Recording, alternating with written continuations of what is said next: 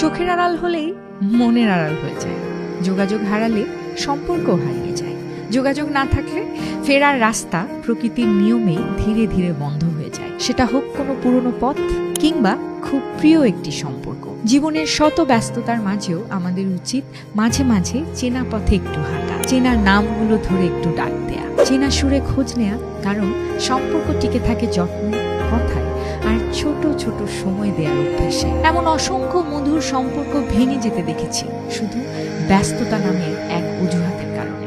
আসলে দিনের 24 ঘন্টা কেউই পুরোপুরি ব্যস্ত থাকে না। আমরা সময় দেই তাদেরকেই যাদের গুরুত্ব নেই। ব্যস্ততার কোনো নির্দিষ্ট সংজ্ঞা নেই, কিন্তু অবহেলার ফল খুব স্পষ্ট।